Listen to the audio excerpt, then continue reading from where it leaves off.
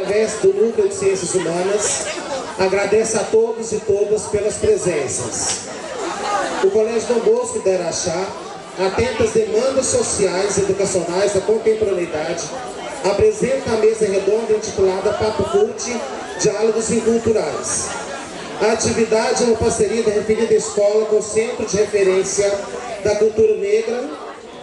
E nessa ocasião, agradecemos às escolas, a Escola Estadual Maria de Magalhães, na pessoa do vice-diretor Laércio, e do Colégio Dom José Gaspar, através da diretora Cristina Cunha, através dessas parcerias empreendidas.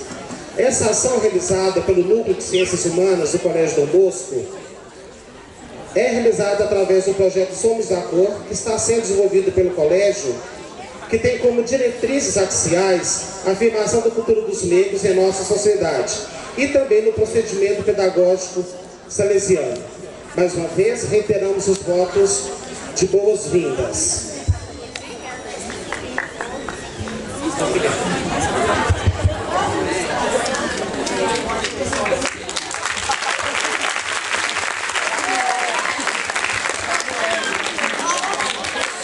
Gostaríamos, portanto, de convidar algumas pessoas ilustradas, dentre essas pessoas, alguns alunos ilustrados, para compor os nossos lugares e assim compor a mesa discursiva. Ana Luísa Rezende, aluno do Colégio Dom Bosco.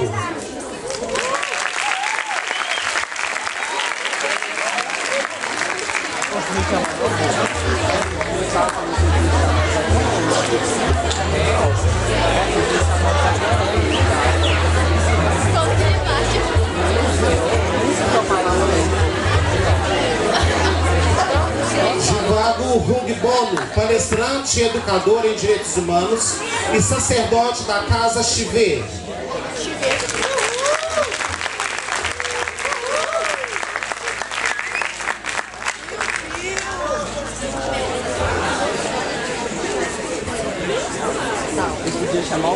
A professora do Uniraxá, Ivana Guimarães Lodi.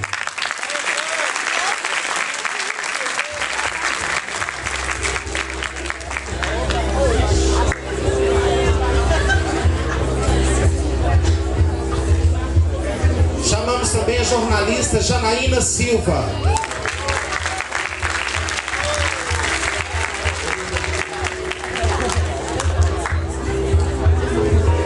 Convidamos o aluno da Escola Estadual Maria de Magalhães, Lucas Soares de Freitas.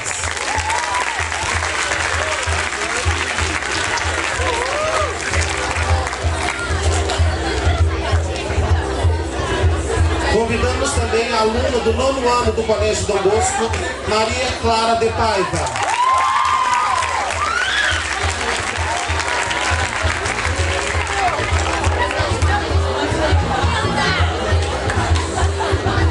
Continuidade aos convidados, chamamos os dois alunos do Colégio Dom José Gaspar, Liverson Silva Borges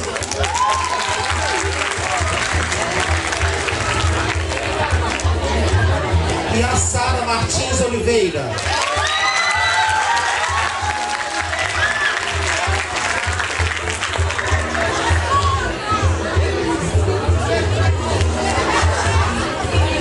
Convidamos a aluna do Colégio Dom Bosco, Maria Eduarda Monteiro.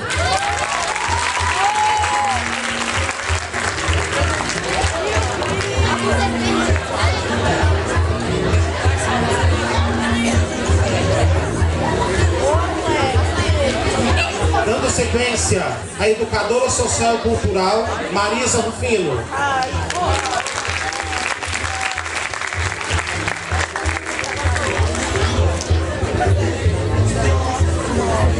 E para completar a nossa mesa, convidamos a professora do Uniraxá, Norma Sueli Jerônimo.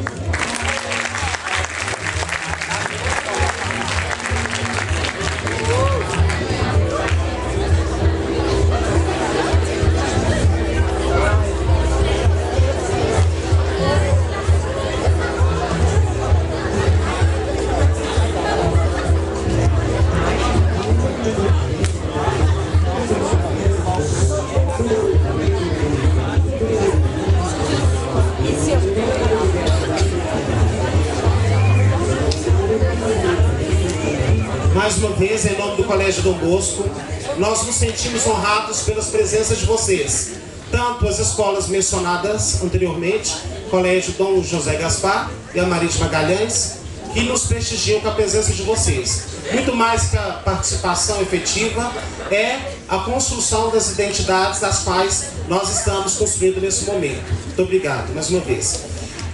Falar em 13 de maio é nós expormos uma série de questões atinentes à questão da raça negra. Passados 128 anos da assinatura da Lei de Ouro, da Lei Áurea, ainda nós vivenciamos algumas questões relacionadas à negritude no Brasil. E para desconstruir e construir algumas identidades, essa mesa que está diante de vocês vai nos ajudar a compor a atmosfera que temos que construir nesse século XXI. Bom, vamos começar com a professora Ivana, que vai proferir para vocês, para todos nós, a educação como transformadora social.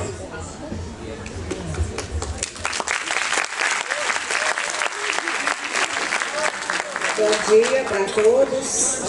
Em primeiro lugar, eu gostaria de agradecer ao Adilson pelo convite, ao Colégio Dom Bosco, uma escola que eu já trabalhei, que eu tanto gosto, Dom José Gaspar também, que eu já trabalhei, todos que estão presentes, eu agradeço pela presença. E hoje é um dia de reflexão. Quando a gente fala em liberdade, a liberdade, ela perpassa todas as nossas práticas em sociedade. Por quê? Porque eu, enquanto ser, o que me diferencia dos outros seres vivos não é especificamente dizer que nós somos seres racionais. É dizer que nós temos e usamos de algo que só a raça humana é capaz, a liberdade.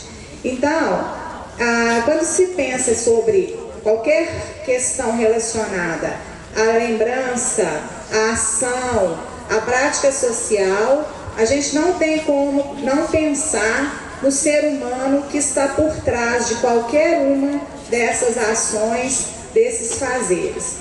Como educadora que sou, eu sou uma crente na educação, em todos os aspectos, na educação formal da escola e na educação informal.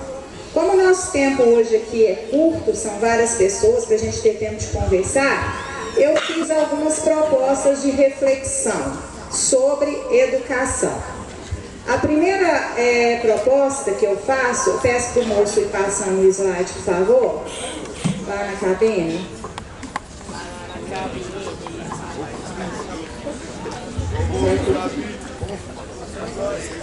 Vamos lá. Nós estamos vivendo no país hoje, não vou chover no molhado, né, um período difícil, né, eu vejo mais como um período de transição. É uma questão que traz crise, que nos faz muitas vezes repensar, que nos faz buscar soluções. Eu vejo a crise como algo positivo, porque quando existe crise, ela nos tira do nosso comodismo. Então, se a gente fosse descrever tantas coisas ruins, eu não coloquei coisas positivas, a gente tem muitas coisas positivas, mas o que é que nos angustia? Além da crise política, a crise de ética. A ética é um valor inquestionável, por mais que a gente esteja vivendo num ambiente em que os exemplos são ruins. O descaso com a educação no Brasil, infelizmente, é crônico e isso afeta todos os segmentos da sociedade. O descaso com a saúde, nem precisa comentar, a gente vê todos os dias o que anda acontecendo. Isso leva ao aumento da violência, não só a violência propriamente dita, mas a violência simbólica. Leva à exclusão, leva ao aumento da pobreza, leva o que eu acho pior, a ignorância.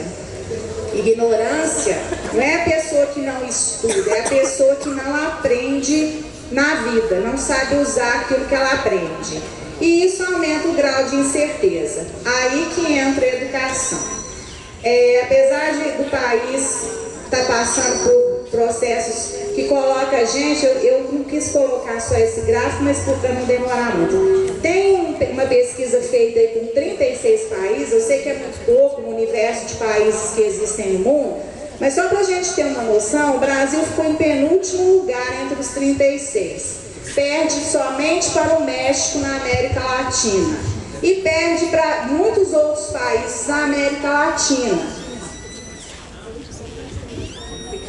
Então, eu acho que a gente tem que pensar o que pode ser feito sempre. Ah, mas eu moro em Araxá, eu sou adolescente, o que eu posso fazer? Pode.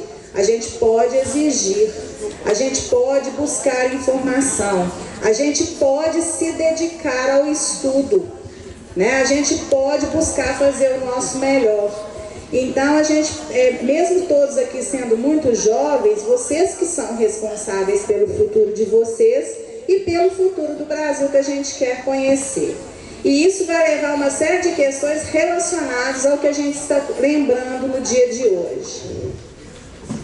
Então, eu gosto muito de falar isso. Por que será que a educação no país até hoje não teve a qualidade que a gente gostaria? Por causa disso aqui. Não tem nada mais perigoso do que pensar. Quando a gente pensa, a gente questiona. Quando a gente questiona, a gente quer resposta. E na busca das respostas, a gente vai exigir a melhoria. Então, quanto mais o povo se mantiver pouco pensante, mais fácil a gente é de ser massa de manobra e de ser manipulado. Mais fácil a gente é de achar que, apesar de o processo de abolição do negro, né, ter acontecido lá em 1888, a gente está vivendo aqui no Brasil hoje, né, veladamente ainda, infelizmente, um processo de exclusão. A gente simplesmente assinou a lei e deixou ele ao Deus dará, não criou as políticas necessárias para incluí-lo na sociedade. E quem somos nós para julgar que tem alguém melhor ou pior do que o outro? Pode passar, por favor. Então, a liberdade que eu falei para vocês é uma questão pessoal, mas é algo que faz com que a gente enfrente a realidade da vida, a busca por aquilo que a gente quer da vida. Por quê? Porque ao ser livre, nós fazemos escolhas. E ao escolher, você tem que assumir as consequências da sua escolha. Tem muita gente que às vezes escolhe e não quer assumir as consequências. Isso é ser livre, é pensar, raciocinar, fazer escolhas, assumir as suas escolhas. E é isso que a gente está precisando fazer muito no país. Por favor, pode passar. Então, essa questão também, sem romantismo, passa por algo que eu acho que nós estamos muito carentes, que é o amor. Não o amor romântico apenas, o amor de forma incondicional, o amor pelo outro, o amor pela vida, o amor pelo ambiente que nós vivemos, né, com tantos problemas ambientais que nós temos passado, o amor pelo diferente. A gente quer que os outros sejam iguais a nós, isso não existe, cada um é um. Então existem diferenças de diversas formas, nós temos que amar, não aquele amor piegas, mas o amor calcado no respeito e na responsabilidade. Por favor? Então, uma coisa que eu vou insistir, inclusive é uma área que eu trabalho lá no Uniaraxá, é sobre a ética. Todos nós, ao viver em sociedade, que a ética só acontece com o outro. Eu tenho uma moral que é gerada no meio, e ao praticar essa moral com o outro, eu sou uma pessoa ética ou antiética, não existe meio termo. E isso só é possível através dos processos de educação formal e informal. Então, apesar da gente, a ética está na moda, não é que ela está na moda, ela sempre esteve na moda, ela não sai de moda, ela é uma necessidade. Então, a boa educação e a ética, elas, apesar de não saírem da moda, né, elas só acontecem quando a gente compreende o nosso papel enquanto ser em sociedade. Por que nós vivemos e agimos em sociedade? Por favor. Infelizmente, né, a gente tem visto coisas por aí que nos deixam muitas vezes até assustados. Então eu trouxe essa frase aqui: triste é a nação que perde a capacidade de se indignar com a corrupção. E é bom a gente ver que, infelizmente, isso aí estava acontecendo, mas o povo está começando a assumir o seu papel de cidadão. Nós estamos indignados, estamos exigindo. Claro que existem diferenças, né? Ainda bem, o processo democrático é diferente. As pessoas são diferentes, mas é nas diferenças que a gente respeita uns aos outros. Então, além da ética, a gente está precisando, né, de sinceridade, honestidade, paciência, solidariedade, educação. Então, todos esses valores morais que se traduzem em princípios, em ações, eles vão perpassando, vão sendo construídos na relação da educação. E na escola, de uma maneira, vamos dizer assim, que salta aos olhos. Por quê? São pessoas diferentes, com exigências, regras, disciplinas, matérias, etc. E a gente vai construindo isso no nosso cotidiano e pensando sobre isso. Então, aprender e ensinar, nós como educadores que somos, alunos, professores, é acreditar na educação. E eu acredito, volto a repetir, é uma ação que traz o desenvolvimento, que leva a gente a desenvolver as nossas potencialidades. Essa imagem aqui é da guerra que está acontecendo lá, né, no Afeganistão, lá no Iraque, lá na Síria. A gente tem visto coisas escandalosas e tristes. E eu fico pensando, o que está acontecendo com a gente? Vocês já pensaram sobre isso? Enquanto está lá, parece que está longe da gente, não afeta a gente, mas afeta. O Brasil também tem tido problemas em relação a esse desrespeito. O que acontece com a gente? Fica como uma sugestão também de reflexão. Por favor? Então, quando a gente vê aqui, eu pus bem a imagem do Brasil, por mais que a gente ache que a nossa ação não seja importante, ela é. A gente não muda de cima para baixo, a gente vai mudar de baixo para cima. Então a gente tem que agir bem em casa, na escola, na rua, no parque, no teatro, fora de Araxá, porque nós estamos todos de alguma forma participando da construção desse país que a gente quer e que a gente precisa. A solução, então, de diversas maneiras, é a educação. Essa imagem aqui já tem umas que são semelhantes, mas eu trouxe, né? A gente começa e vai crescendo, vem o livro, vem a gente estuda, até um dia a gente se tornar um profissional.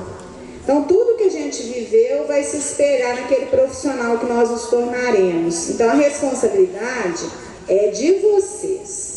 Não é do pai, não é da mãe, não é do prefeito, não é da escola, não é de Deus.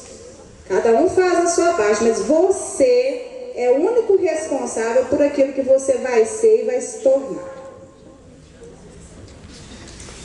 Pode passar. Então, o desafio, né, é a gente humanizar o humano que está tão, vamos dizer, desumanizado. E isso tem que ser uma construção coletiva e diária. E aí entra, eu acho, de forma fundamental a educação. Por que a gente exclui o diferente? Será que eu sou melhor? Melhor por quê? Por que a gente desrespeita aquela pessoa que pensa diferente da gente? Graças a Deus a gente pensa diferente. Se fosse todo mundo igual, o mundo ia ser muito ruim, sem graça. Então a gente tem que começar a parar. Você gostaria que fizesse isso com você? Se coloque no lugar do outro. Por favor.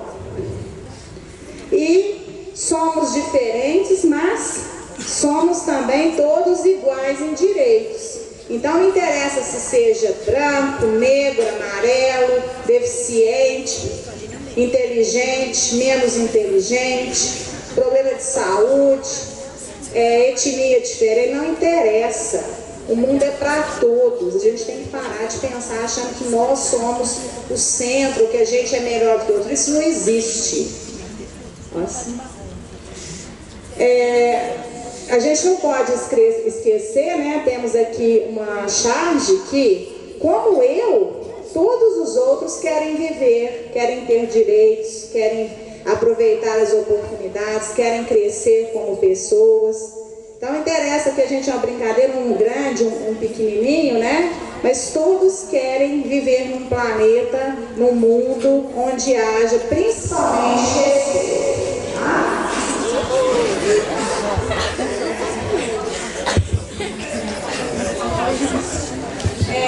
Eu trouxe essa frase aqui do Paulo Freire, já estou terminando, tá, gente?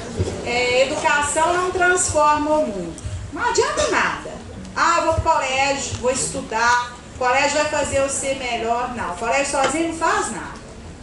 A gente só transforma o mundo juntos.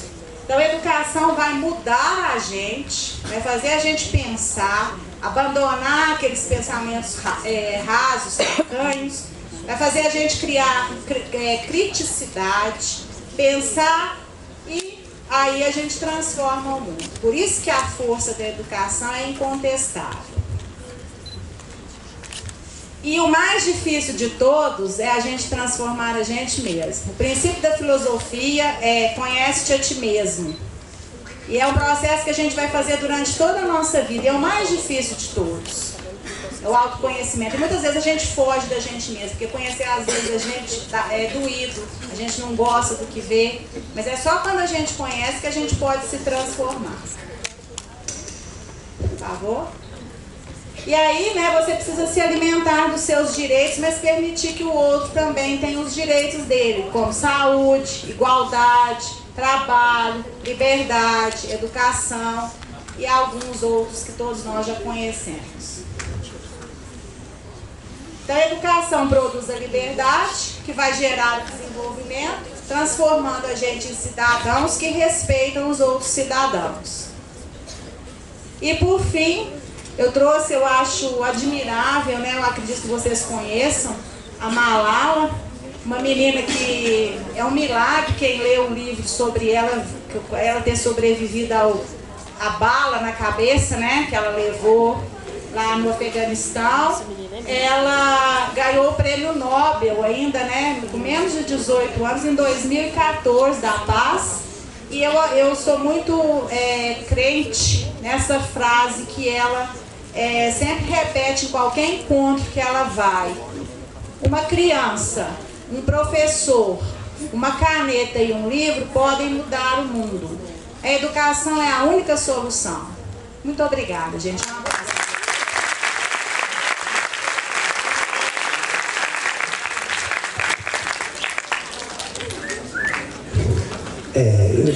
Pensar é com certeza uma das coisas mais difíceis que existe. Baseado nesse pensamento, nessa mudança de comportamento, nós vamos passar a palavra agora ao aluno da Escola Maria de Magalhães para verbalizar sobre racismo e preconceito. Se pensar em instigante, qual que é a sua posição a respeito do tema, Lucas?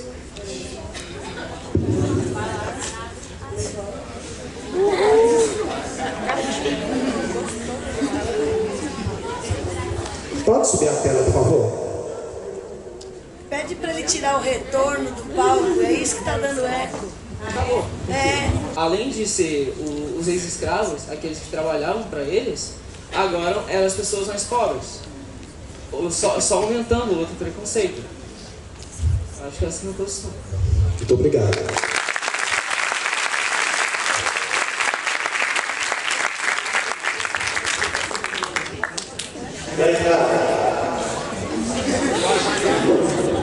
Bom, eu quero falar um pouco sobre a cultura negra. A cultura negra, o que ela nos deixou e o que a gente dá em troca. Eu acho que a palavra-chave de toda essa nossa conversa é respeito. Se cada um, antes de julgar, de falar, pensasse duas vezes e tentasse respeitar o outro, talvez não estivesse na situação que estamos. A cultura negra deixou coisas muito importantes para nós e é impressionante como a cultura negra é apreciada, mas o negro não usufrui desse apreço. O negro sofre preconceito desde a época da escravidão, como falaram, e então começaram todas aquelas leis para abolir a escravidão do Brasil. Porém, desde aí a gente já vê. Uma das leis era a lei do sexagenário. que depois dos 60 anos os negros escravos eram livres. Mas qual negro que sobreviviam até os 60 anos naquelas condições? Todos os negros, a maioria até hoje, sofre preconceito e tem que lidar todos os dias com preconceito. E desde quando a cor da nossa pele vai determinar as nossas oportunidades? Já que quando é negro, entra o negro no supermercado, a gente olha meio assim. Desde quando a cor dele interfere?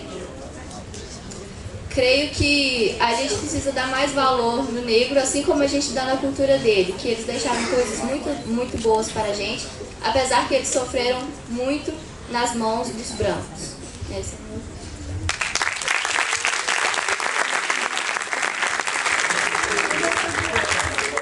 Ana Luísa Rezende, pensar é perigoso? Em que sentido essa frase se aplica à escola contemporânea? Em 1971, a ditadura retirou as matérias Filosofia e Sociologia da grade escolar. No lugar, colocaram três outras matérias que não incentivariam o jovem a fazer atos que insultassem ou ofendessem o governo. O governo tem medo que a gente pense. O governo não quer investir em educação para que o aluno possa perceber o que está acontecendo. O governo quer oferecer uma coisa para ganhar em troca o voto. Ele não quer investir em educação para os pobres. Ele quer dar para o pobre o dinheiro que ele ganharia com um salário. Então eu acho que nós vivemos cheios de rótulos. Pobre, negro, branco, mulher, homem. A gente tem que se libertar dos rótulos, porque são os rótulos que criam um preconceito de certa forma. Que independente do que uma pessoa é, do que como ela se veste, a cor da pele dela, ela merece o direito à educação. Ela tem por direito, desde que nasceu, o direito ao conhecimento. Essa pessoa é uma pessoa como todas as outras do mundo, independente de tudo.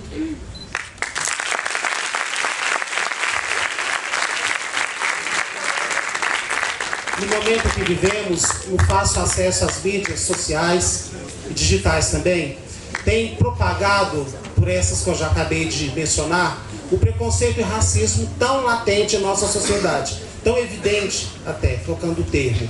Eu gostaria que a Janaína nos dissesse qual que é a posição dela e também qual que é a percepção dela como negra e jornalista a respeito desse lado tão vilipendiador da nossa cultura, que é manter o racismo e o preconceito centenários em nossa sociedade.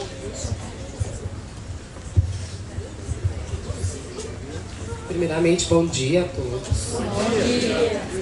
Realmente hoje ser negra e ser jornalista não é mais tão difícil quanto era. Pelo menos quando eu fiz faculdade, há 16 anos atrás. Mas já ficou famosa, ajuda né? o tempo, pelas roupas. Tá vendo poucos? Jornal Nacional também tem um, né? Tem o Heraldo. O Heraldo Pereira. O Heraldo Pereira começou aqui em Araxá, sabia? Hoje ele está no Jornal Nacional falando sobre política, ele começou aqui. A Glória Maria, por exemplo. A Glória Maria foi a primeira jornalista negra na TV no Brasil. Foi a primeira. E ela ainda dita um fator negra na televisão até hoje. E isso ainda realmente, hoje em dia nem tanto, principalmente depois da Maju, que alguém comentou aqui, que eu não prestei atenção quem falou. A luz está muito forte no meu olho, eu já sou... Sua professora Angélica. Ah, desculpa. Minha professora de música, há 20 anos atrás. E de artes, né? Vou dar um exemplo para vocês dessa questão de quantidade de negros. No Brasil hoje, tem 23% de jornalistas negros e jornalistas negras atuando hoje aqui no Brasil. Em Araxá, por exemplo, nós somos uma média de 30 formados, apenas 4 negros aqui em Araxá. A média nem entra nesses 23%, por exemplo. Mídia não é simplesmente dar uma notícia. Para dar uma notícia para vocês, eu preciso pesquisar, eu preciso ouvir as fontes, que são as pessoas envolvidas no que refere o fato que eu vou relatar. Vou falar uma coisa para vocês e no final vou dar uma resposta. A Globo News, por exemplo, demitiu 7 jornalistas recentemente, tem uns 30, 60 dias mais ou menos, e refere ao preconceito. Vocês acham que essas demissões foram... Eu vou fazer essa pergunta para vocês pensarem, no final eu respondo. Vocês acham que essa questão do preconceito foi referente à cor da pele desses jornalistas demitidos ou ao peso deles? No final eu vou responder essa pergunta. Então, realmente, a questão do negro na mídia hoje é uma questão que vem melhorando, mas que ainda tem muito preconceito. A Maju, a Maria Júlia Coutinho, que eu conheço pessoalmente, inclusive, ela é uma pessoa que teve um preconceito por, além de ser negra, ter o cabelo enrolado como o meu, que as pessoas acham que o jornalista tem que ter o cabelo esticado, né? Graças a Deus isso mudou. Ainda bem, porque como vocês podem ver na foto ali, esse cabelo meu tem desde que eu nasci. Ela sofreu um preconceito muito grande nas redes sociais e isso influenciou a mídia de uma forma muito intensa. Foram, se não me engano, 3 semanas de hashtag Maju, somos todos Maju, exatamente porque começou na mídia, começou no Facebook, se não me engano, um comentário de que por que uma negra estava no Jornal Nacional falando da previsão do tempo. Que credibilidade ela tinha para falar qual seria o tempo no dia seguinte? O que a cor da pele dela interfere na previsão do tempo no outro dia? Se alguém conseguir me responder essa pergunta, por favor, que fale. Até porque quem faz toda a climatologia, né, a previsão do tempo, são os especialistas na área. Ela está apenas ali repassando uma informação. E esse Somos Todos Maju rendeu muito. Renderam vídeos no Instagram, renderam... eu estou falando o nome das mídias que eu sei que vocês todos conhecem. Face, Insta, Twitter. Tem uns outros que eu sou meio ruim, mas esses 3 eu não tenho. O WhatsApp também eu sou mais ou menos. Acredite, eu não sou muito boa dessas coisas não. E rendeu pelo simples fato de que a cor dela não deve interferir no que ela está falando. Não é porque ela está no Jornal Nacional, que é o jornal mais visto hoje no Brasil, e fora do Brasil também, pelos brasileiros que moram no exterior, né? Que isso deve interferir. Porque mídia, ser um jornalista, ser um comunicador, não quer dizer que você precisa simplesmente chegar e narrar um fato. Por trás daquilo, a pessoa, ela intitula um rótulo desnecessário, claro, até porque todos os presentes aqui hoje, todos, eu tenho essa certeza, tem algum que não que seja negro, tem um bisavô, tem uma tataravó, todos têm. O Brasil é negro. Pode não ser de fora para dentro, mas de dentro para fora, com certeza ele é. Agora eu vou responder a pergunta, encerrando aqui. A questão do preconceito é tão séria no Brasil, é tão grave, que esses 7 jornalistas da Globo News foram demitidos porque estão acima do peso. E a Globo, o padrão Globo, ele é anorexo, ele é. Infelizmente ele é. Por esse motivo que eles foram demitidos. Então o preconceito, infelizmente, ele ainda está dentro das pessoas. A gente precisa, vocês como adolescentes, precisam abrir essas mentes que ainda estão fechadas e mostrar que o pensar pode ser só pelo lado bom. Não precisa ser em momento algum pelo lado ruim. Muito obrigada.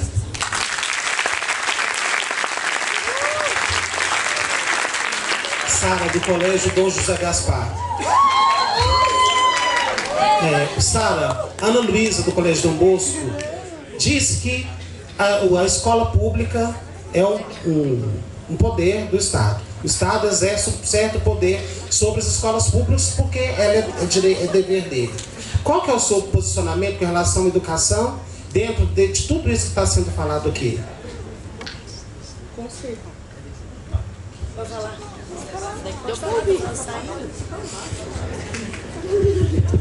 Eu concordo com a Ana Luísa completamente. O Estado impõe seu poder sobre a escola pública, de modo que, apesar de tudo, ainda somos maioria em escola pública.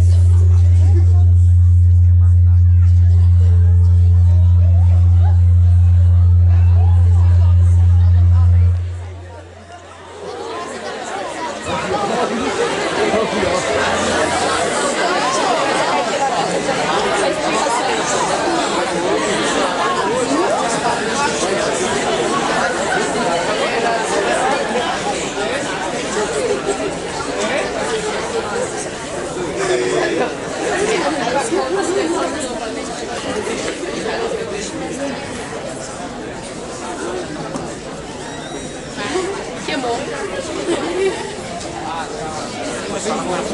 Que amor, sabe?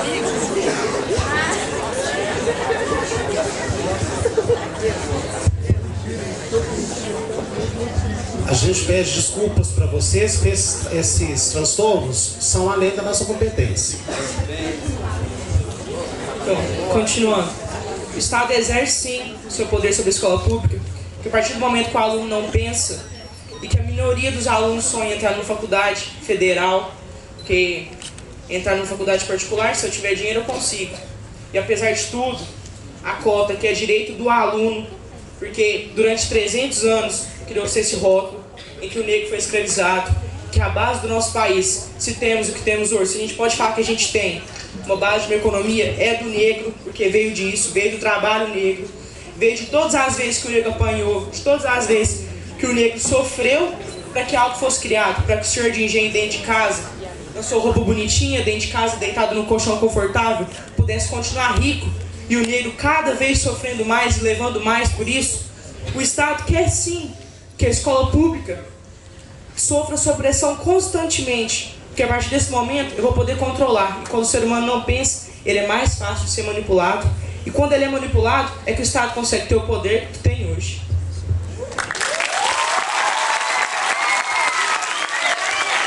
Muito obrigado, Sara. Muito obrigado. Vamos passar a palavra para Marisa Rufino, que vai falar um pouco para nós sobre um tema que relativamente é novo em nossa sociedade, que é a questão de dar poder às mulheres, que é a questão do empoderamento feminino.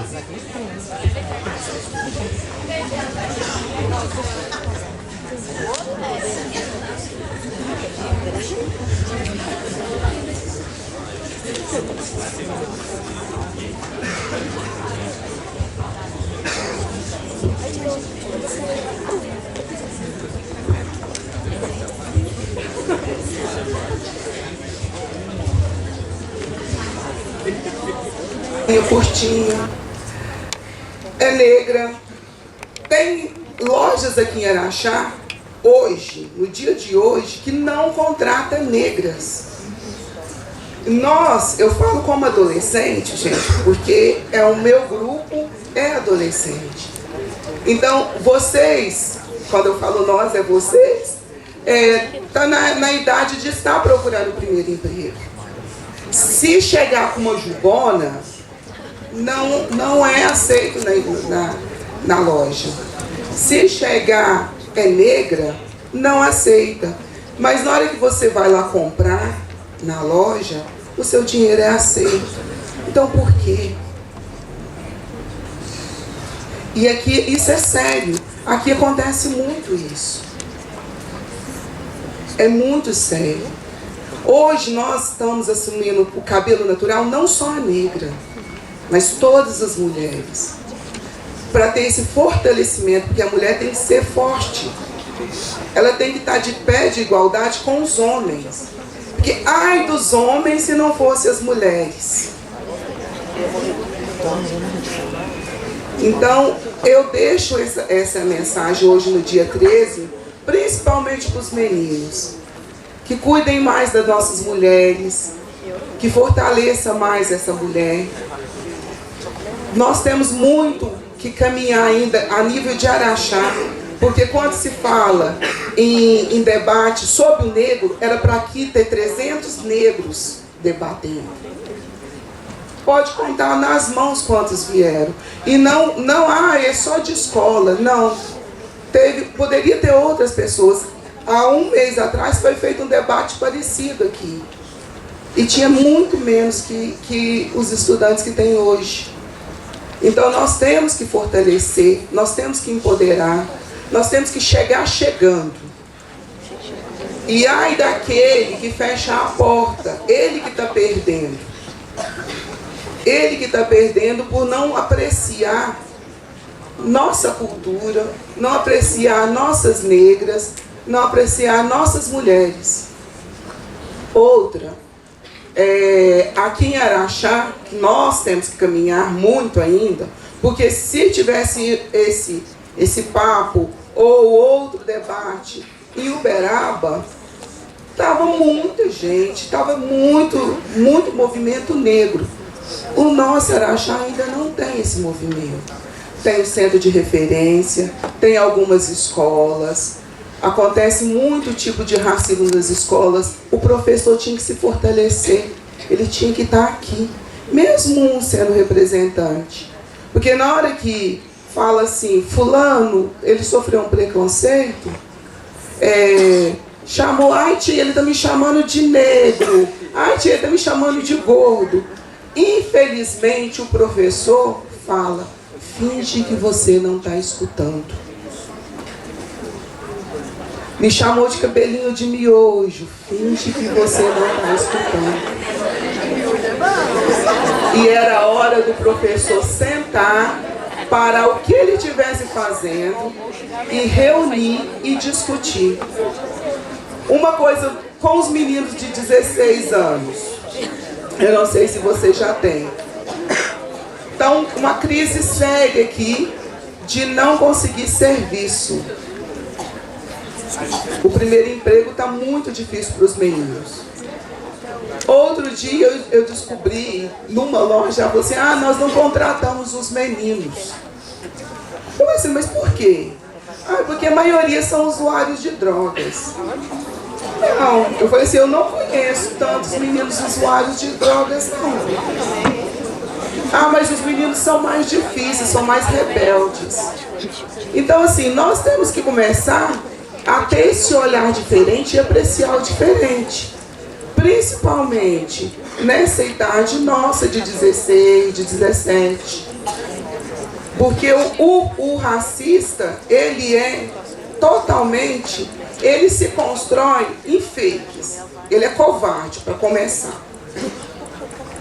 E o nosso preconceito também é covarde. Muitas vezes nós estamos perante o fulano, nós rotulamos o ciclano, o nosso melhor amigo é rotulado, e nós não temos essa capacidade de apreciar o que ele tem de melhor. Então eu deixo aqui as minhas palavras, que se eu fosse falar, eu ficaria falando aqui o dia inteiro, em que eu adoro falar, para a gente começar a apreciar o diferente, a ter respeito pelo diferente.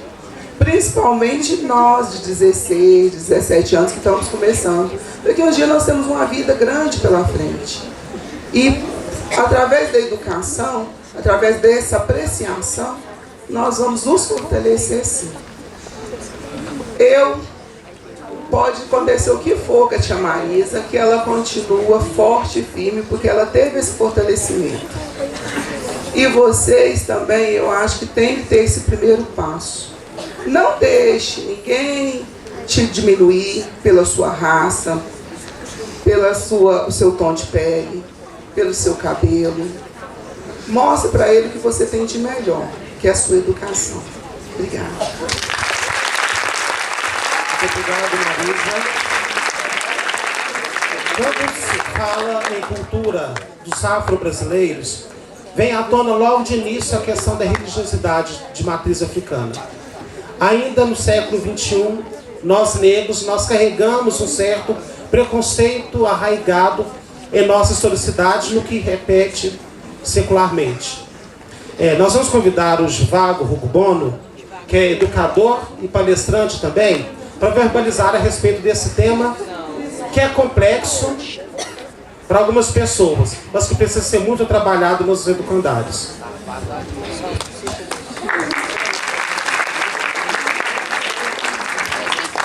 Bom dia a todos. Primeiramente, eu tenho que falar que é um prazer, né, estar sentado aqui junto com essas pessoas ilustres. Tia Marisa, minha amiga, né, já discutimos muito sobre essa questão. Minha professora, né, de sociologia, de antropologia, Monirachá, filosofia. Discutimos muito em sala de aula todo esse contexto que vamos discutir aqui hoje. E ao professor Adilson pelo convite. Né, gostaria de ter preparado realmente umas imagens, outras coisas a mais, mas devido ao compromisso que nós estamos tendo lá com o Ministério Público, é um evento que também está discutindo justamente também essas questões raciais, improbidade, entre outras coisas, mas não pude declinar o pedido e o convite do Dom Bosco. Bom, enfim, falar de tolerância religiosa, como mesmo o professor Adilson disse, não é fácil. E não é fácil mesmo, é um tema que a gente ficaria aqui o resto do ano e não sairíamos satisfeitos. A primeira coisa que eu gostaria de perguntar para vocês. Alguém sabe me dizer o que significa a palavra intolerância?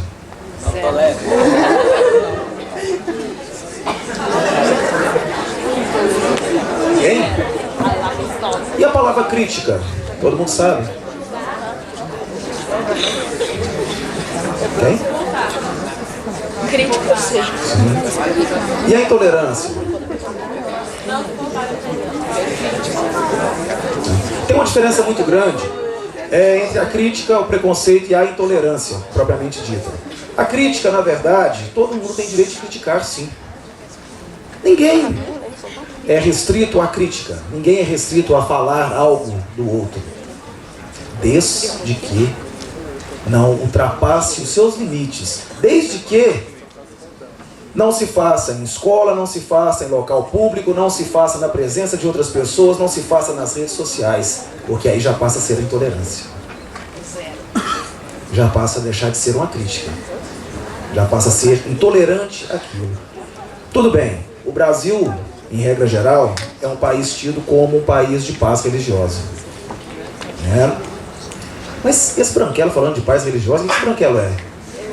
Na verdade, eu sou de família negra, fui criado por negros, convivi a vida inteira no meio dos negros, sou um sacerdote, além da minha profissão, da minha parte profissional, sou um sacerdote de uma casa de raiz de matriz africana, conhecido popularmente como candomblé, né, para todos.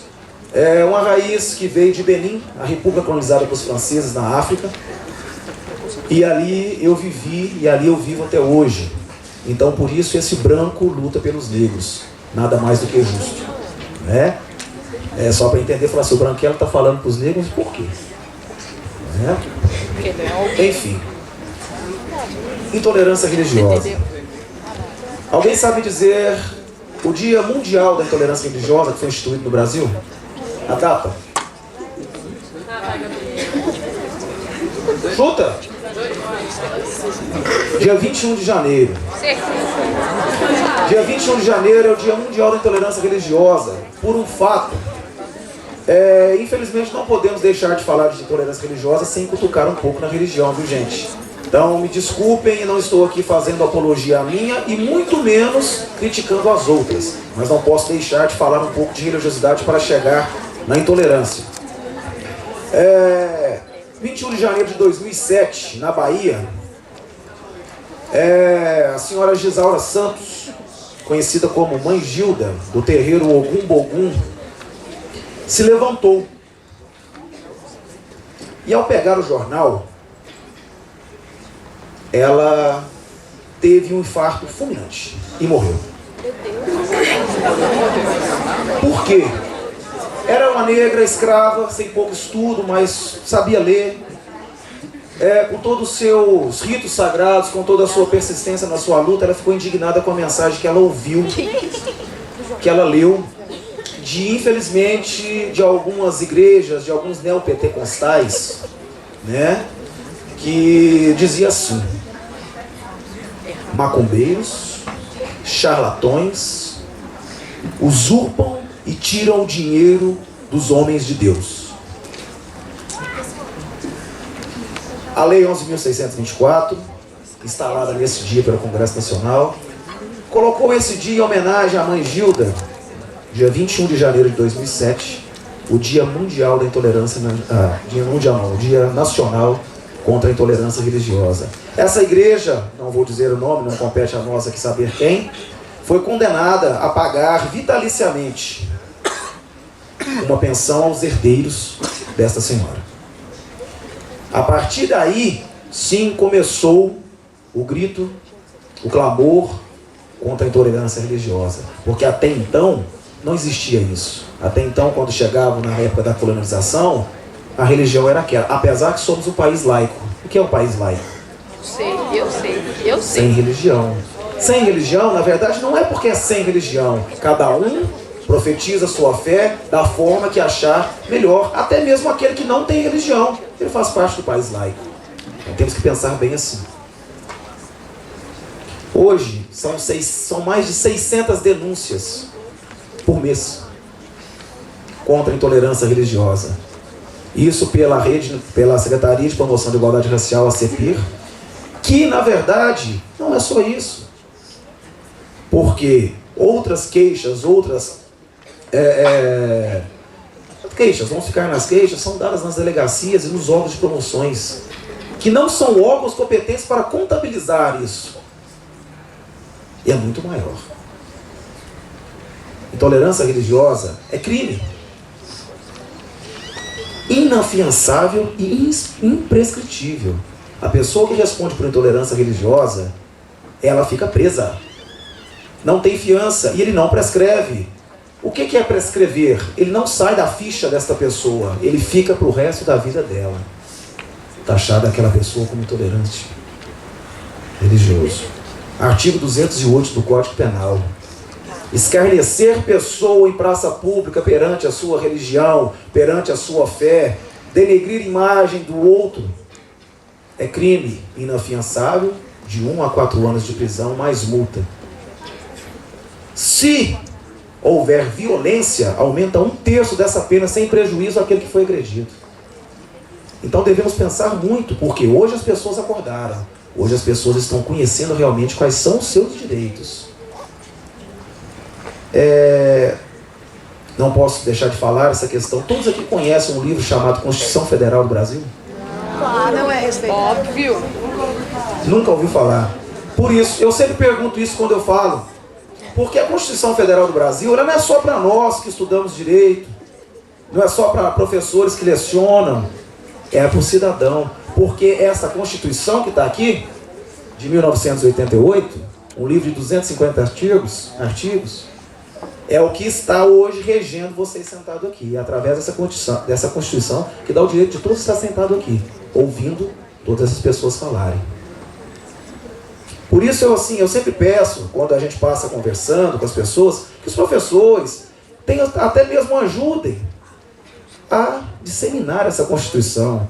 Um pedacinho da sua aula que puder falar, essa é a Constituição, esse artigo rege assim, assim, assim.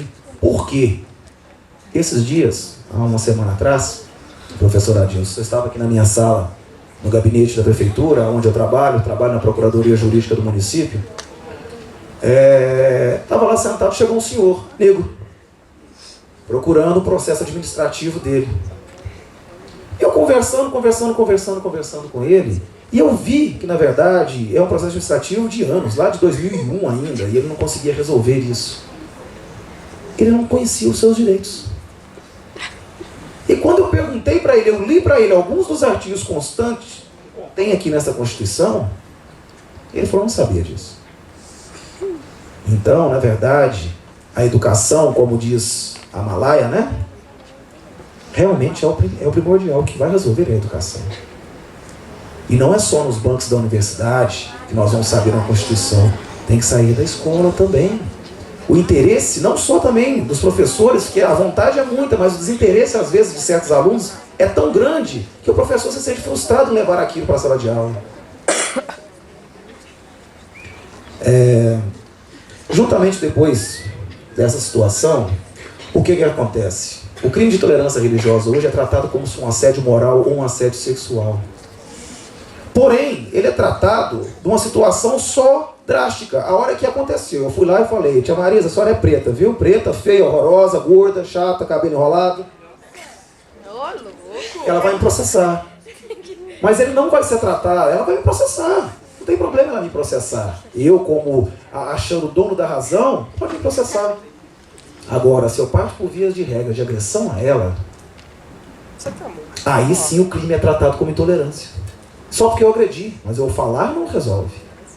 Infelizmente, a nossa lei do Brasil, que precisa ser mudada, precisa ser revista. E quem muda? É o Congresso, é o Senado, é os políticos? Não, somos nós. Nós.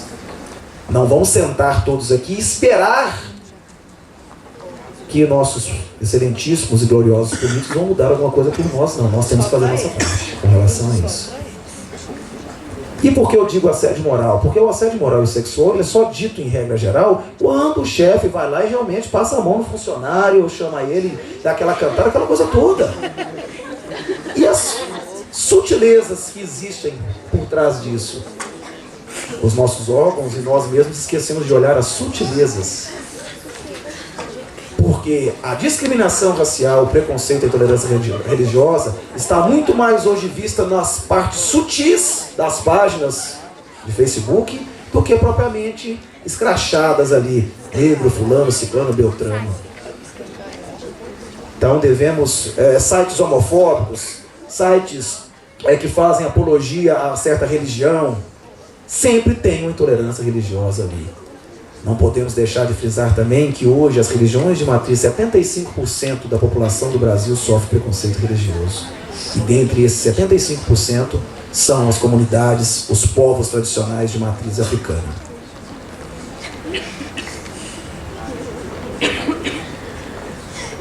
Então, gente, o professor aqui danou comigo. Não é, porque o assunto intolerância religiosa, ele é grande, ele é extenso. Mas digo para vocês o seguinte: observem, testem, busquem informação. Me coloca à disposição, professor, quando precisar, estamos à disposição. E, enfim, eu tinha umas palavras para ler, mas vou ter que ler, professor, não tem como não ler aqui. Peraí, rapidinho aqui.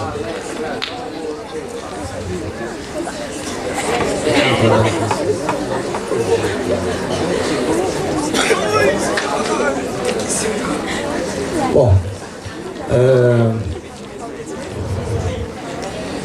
pessoal, isso aqui eu vou ler, porque ele é também tudo, a gente lembra, né? A gente vai escrevendo. Isso aqui faz parte de uma das palestras que eu tive presente em Uberlândia, na Universidade Federal da UF. Foram perguntas que me fizeram e transcreveu em texto, mas uma pergunta que eles me fizeram: a prática de perseguição religiosa hoje no Brasil, como ela pode se manifestar na contemporaneidade? Eu vou pular lá para o final, porque a resposta na qual eu dei foi um pouco extensa.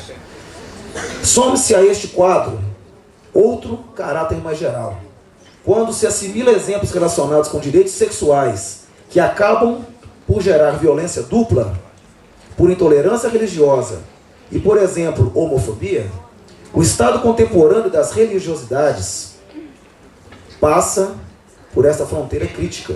Nós estamos passando por essa fronteira crítica dos fundamentos, do fundamentalismo, que negam o outro, um negando o outro. E esta mensagem fica para vocês. Se não buscarmos formas de surpreendê-lo, podemos chegar à barbárie religiosa e ao câncer social ainda em vida que está solta. Obrigado a vocês. Dando sequência, nós vamos convidar a Norma Sueli Jerônimo para verbalizar sobre a questão do negro e o ensino superior.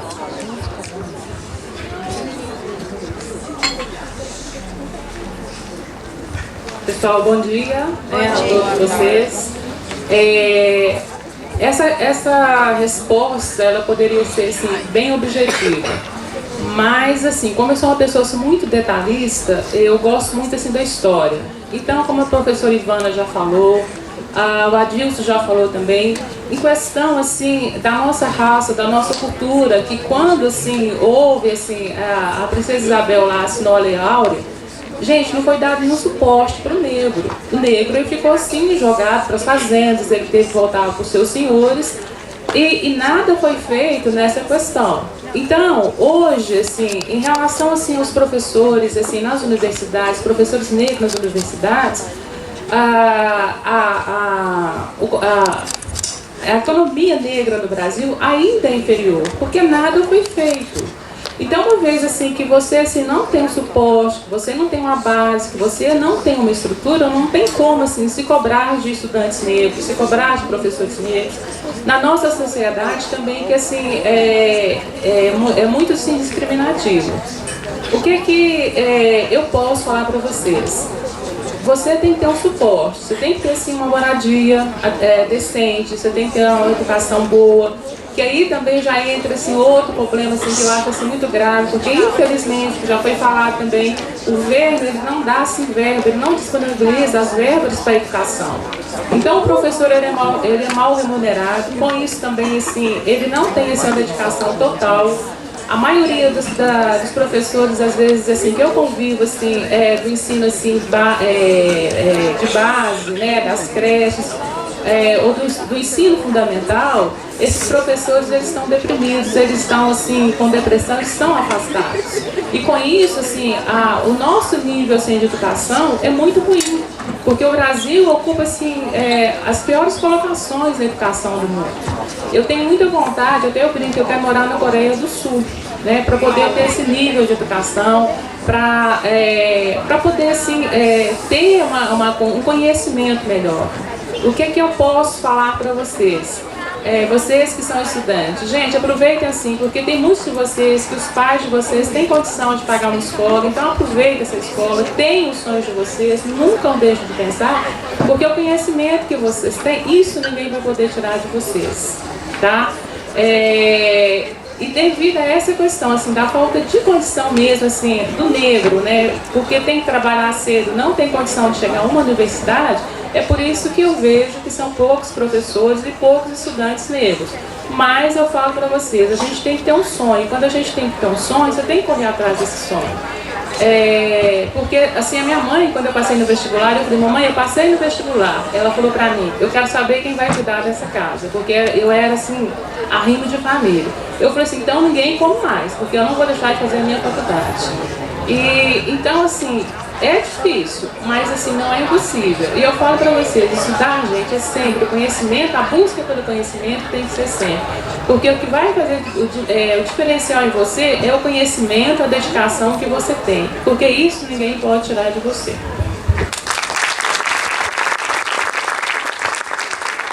O Liverson Silva, qual que é a leitura que você faz de tudo isso que foi dito em relação à sua realidade? Bom dia. Quando a gente vai falar de cultura negra, a gente está totalmente integrado à nossa própria cultura. O nosso país, ele é convergido de toda a cultura espanhola, portuguesa e africana, até holandesa, que foi vinda dos nossos antepassados. E a questão do negro, do escravo, ele foi sempre subjugado desde da sua vinda para o Brasil, e mesmo após a abolição da escravidão, não teve melhoria notável. Foi o seguinte, a pessoa, ela pode ser negra de coração, o máximo que for, mas ela nunca vai sentir como é ser negro na pele. Como eu sou branco, eu não posso ser hipócrita do ponto de falar que eu sei como o negro se sente quando ele sofre preconceito. Porque não? Quem vai saber é ela que tem na pele o fenótipo, ela que é negra. Ela sabe realmente como é se sentir assim. Então é o seguinte, é muito triste quando você depara com uma situação de uma pessoa negra que teve as mesmas origens que você, que simplesmente tem uma cor diferente, que faz a mesma função na sociedade. Triste porque é alguém que se acha superior a ela, tem o direito de renegar e subjugar ela. Então isso é muito errado, porque a partir do momento que você subjuga um próximo, você está próprio se subjugando. isso é covardia, isso é egoísmo, para tentar se tornar um ser melhor em cima dos outros, o que realmente é inumano, porque nós humanos nascemos com a mesma capacidade, independente de cor ou de credo. Então, igual ele falou, na Constituição, no papel é muito simples, todo ser humano é tratado como igual, mas você pode ver quem está na mídia, você pode ver quem tá realmente sendo valorizado na sociedade, não é os que estão em ação, são os que são mais bonitos, são os que têm uma cor que não é negra. Tipo, são os seguem o padrão, que realmente é um padrão esdrúxulo, porque ele não possui fundamento nenhum científico ou social de verdade, porque todo mundo tem a mesma capacidade. Obrigado.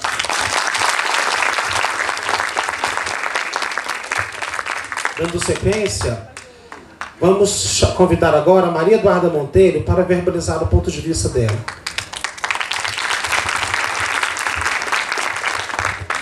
A educação antigamente, ela era muito difícil, porque só quem tinha uma classe social alta tinha acesso a ela. Hoje em dia podemos ver a evolução, vamos chamar assim, por causa do incentivo das empresas e também das bolsas. Mas o nível de analfabetismo ainda é muito grande. O outro fato é esse tal duelo da escola privada e da escola pública. Eu acho isso desnecessário, até porque uma das coisas que elas têm diferente, a mais focante, é o tal da desigualdade. E afinal, o que faz o conhecimento evoluir é a progressão do aluno. Muito bom! Muito bem. Nós já estamos caminhando para o encerramento da nossa atividade, que teve como proposta construir em vocês outras noções a respeito da realidade do negro em nossa sociedade. Nós percebemos através das múltiplas conversas, dos múltiplos discursos, que ainda nós temos muito a caminhar. Que esses 128 anos que se passaram, que em verdade são 428 anos de presença negra em nosso país, nós temos muito a mudar. Então o Colégio Dom Bosco, através da parceria que ele empreendeu com o Centro de Referência à Cultura Negra, além dos apoios das escolas Colégio Dom José Gaspar e também Maria de Magalhães, nós tivemos essa proposta, que foi levar vocês a compreender melhor a estrutura social e política do negro em nossa sociedade. Para agradecer oficialmente aos nossos convidados, eu vou chamar o Padre João Carlos para entregar uma lembrança para todos vocês, que é uma forma de nós termos o carinho por essa atividade.